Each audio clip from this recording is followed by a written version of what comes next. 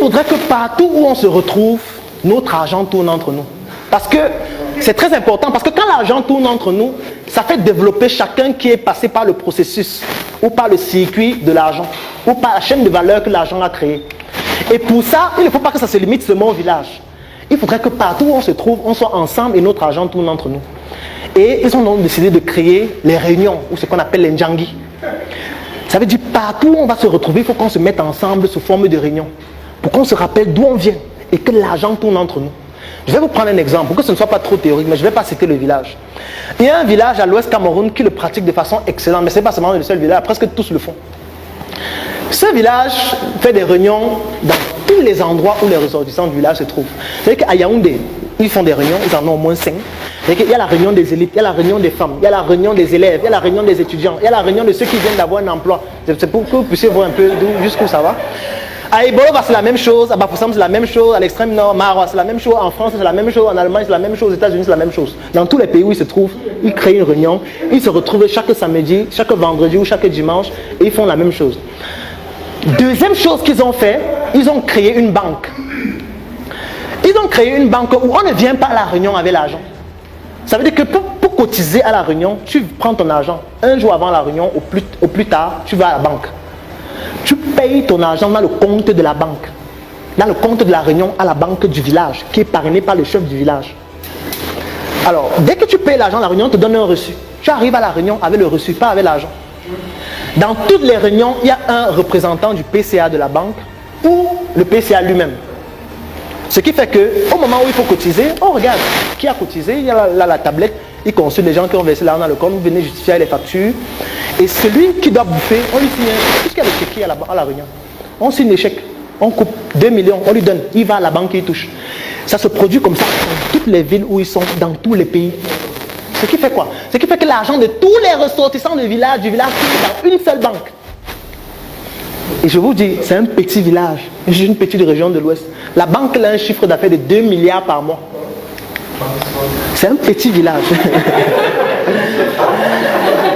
Et pratiquement tous les villages de l'Ouest font la même chose. C'est pour ça que vous allez voir parfois certaines microfinances. Vous dites que mais pourquoi les gens ouvrent la microfinance ici? Est-ce qu'ils ont même les clients? Parce que vous ne voyez jamais personne entrer. Moi, je dis que le chiffre d'affaires, c'est 6 milliards. C'est parce que c'est le communautarisme économique. Tout l'argent des ressortissants du village tourne dans la même banque. Et maintenant, voici le point le plus important. C'est qu'à la fin de l'année, quand on fait le bilan de la banque, il y a un pourcentage de bénéfices qui permet de développer des projets sociaux au village. Ce n'est pas l'État qui construit les routes dans ce village. Ce n'est pas l'État qui construit les hôpitaux. Ce n'est pas l'État qui a mis l'électricité. Ce n'est pas l'État qui envoie les enfants à l'école. Ce n'est pas l'État qui donne les bourses. Eux-mêmes, ils donnent les bourses à leurs élèves, à leurs étudiants d'aller fréquenter. Avec l'argent de cette banque. Je vais plus loin. Lorsqu'ils décident, si par exemple dans le village, il y a un photographe ou un très bon caméraman comme le riche, tous ceux qui vont organiser un événement, qui sont du village, mais si tu ne le fais pas chez lui, c'est le chef peut faire qu'on t'enterre au cimetière. Non, parce que pour quelqu'un de l'Ouest, qu'on l'enterre dans son village, c'est un point c'est quelque chose qui est important pour lui. Parce que les ancêtres, attention, si on t'enterre au cimetière de Yaoundé ou de Soa, mais c'est une catastrophe. Donc le chef, s'il se rend compte que tu as un comportement trop extraverti, il peut te dire, mais monsieur, chaque jour je te vois, tu vas faire les photos là-bas, les photos. Tu ne sais pas qui est l'autre qui fait les photos. Attention, va faire les photos là-bas. Ce qui fait que tout le monde va faire les photos chez lui. En retour, qu'est-ce qui se passe? Quand il va envoyer ses enfants à l'école, il a une base de données. Il regarde les écoles, les ressortissants du village. Il envoie ses enfants là-bas. Même si ça coûte plus cher. Parce qu'il sait que celui qui est à l'école, quand il aura l'argent, quand il va vouloir acheter un truc à la quincaillerie, il va acheter à la quincaillerie. Je ne sais pas si vous comprenez. Parce qu'en réalité, ce n'est pas mauvais. Mais il faut qu'on l'étende à l'échelle du pays. Il faut qu'on ne regarde plus qu'il est Bamileke, qu'on regarde qu'il est Camerounais. Et qu'on s'en fiche d'où il vient. Parce que s'il est compétent, on doit travailler avec lui. C'est ça le plus important en réalité. Et c'est ça qu'on doit pouvoir faire, puisque c'est ça qu'on appelle le patriotisme. C'est ça que les autres font. C'est pour ça qu'ils ne mangent pas n'importe où. C'est pour ça qu'ils ne voyagent pas n'importe où. Et le système pyramidal est mis sur pied par leurs ambassades, qui ont l'obligation sur le plan diplomatique de le faire.